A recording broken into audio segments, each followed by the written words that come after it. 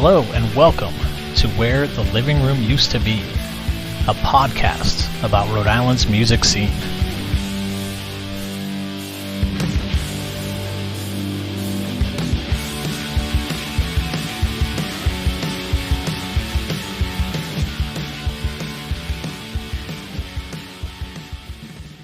Hey everyone, it's James.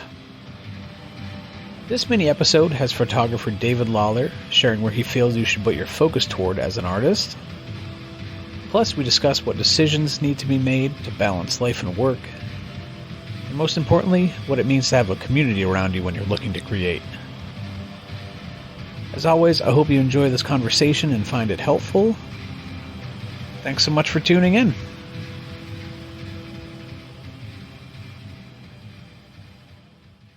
David, I wanted to ask, has there been a piece of advice that you've, learned from a fellow photographer, whether it be like, live music or any of your other work, or it could be a mentor or a teacher, or anything like that, that stuck with you, which is something that kind of, caught your attention and has helped you that you would want to pass along?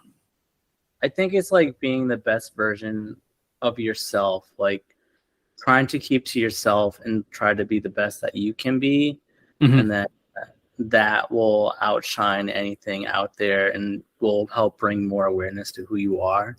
Mm-hmm. So try to keep your nose out of the competition, but just focus primarily on what it is that you do and just like keep bettering your assets and the content that you work on.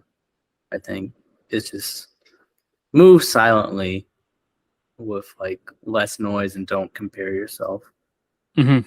Yeah, it seems like it's a hard thing though in the world we live in, Yeah, I literally just had a dream the other day that there were like 4 drone photographers that don't like me were like about to beat me up, and I'm just like, oh wow. Yeah, the tough. Drone photography world. Yeah, it's a really tough world out there.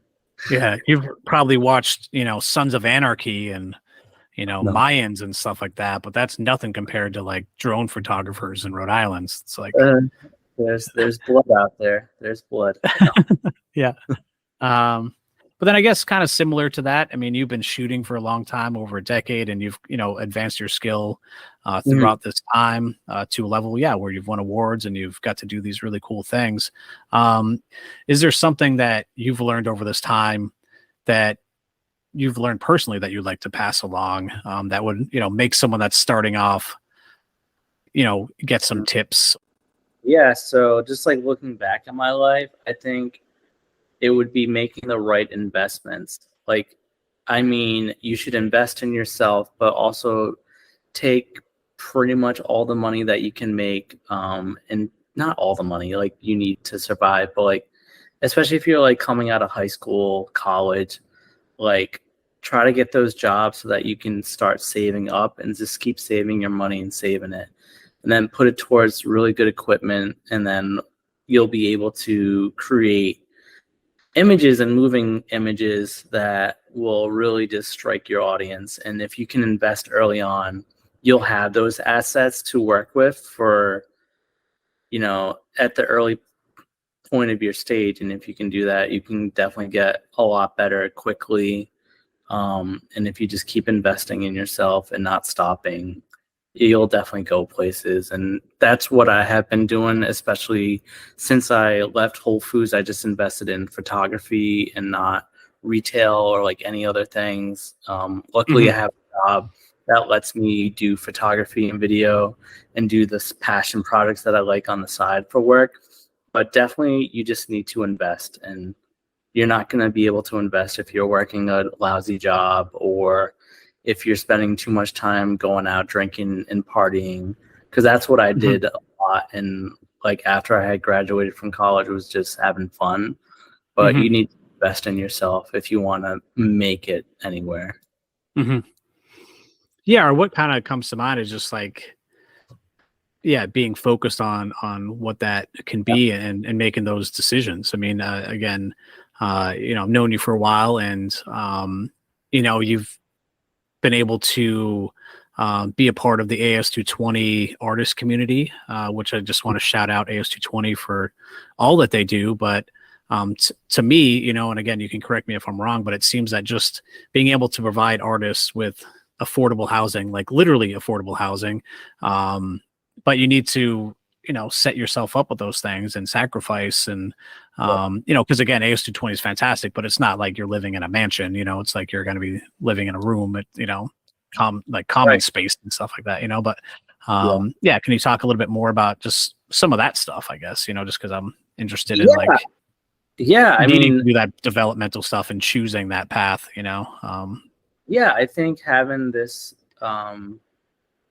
AS220 as a place to have a place to live and work is really great for affordable housing for artists, because you create a safe place knowing that you'll be able to like pay your rent and do what it is that you need to do to survive and to like invest more into yourself, as opposed to paying, you know, like $1,200, $2,400 on a 2-bedroom, 1 to 2 bedroom apartment.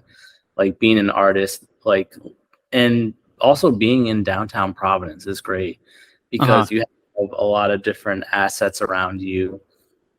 Living down here, like a lot of the artists don't have cars, so like having these options of being in the city where there are opportunities very close by is like phenomenal. No, that's awesome. Yeah. Shout out to ASU20 again for what they do for music scene and just artists in general and everything they do to teach and just keep our scene alive. So, and then, yeah, last question for this segment, as I'm just always curious, you know, what inspires you as a person? I think it's definitely being around the people that inspire you. Like I hired Julia and she's been helping, and she's like inspired me as a photographer to like do better. She like tells me that like good things are going to happen. Or if I hang out with like tomorrow, I'm going to have a meeting with Jason Allard, and I know that he's going to say things that are going to be very inspiring to me and for our work together. And then like I have a friend, Kara, like whenever we hang out, we talk about urban exploring. She like gives me the details on like places that are like going to be demolished. So I think the people that I surround myself are those that help inspire me to continue doing what I do. Or like even just the clients that I have, like being able to work with like John Doucette Photography, like he's a super funny guy and like he inspires me to do better and like influence me to like do the right things to help be a better videographer.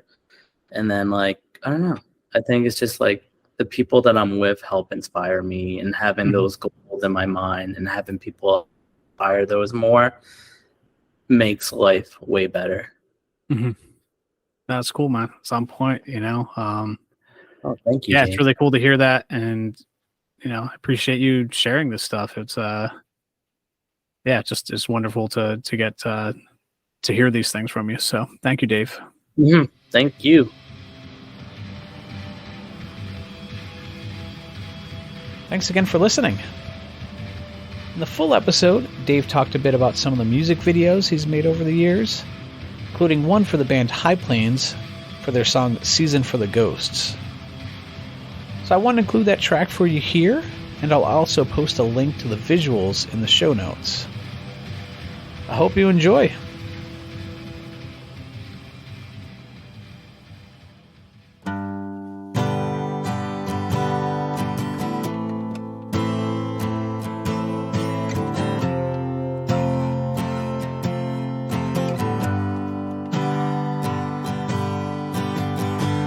What a season for the ghosts.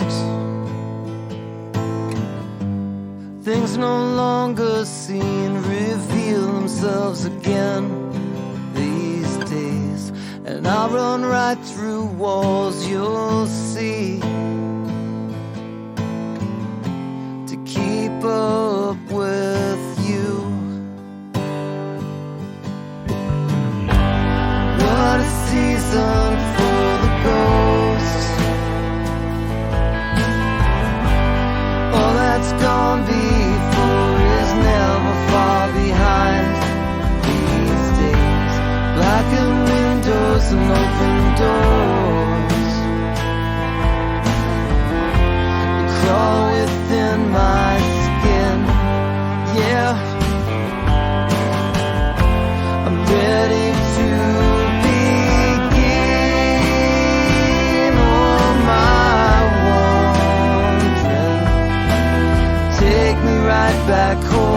again to you.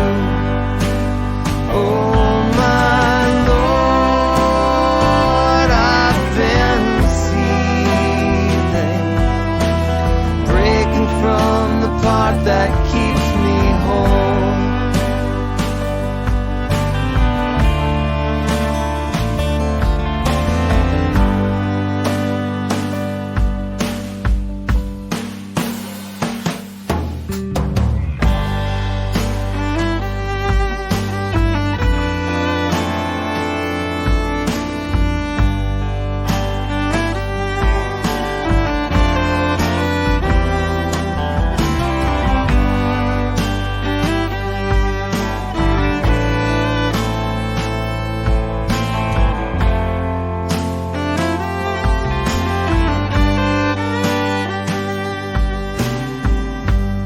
What a season for the ghost,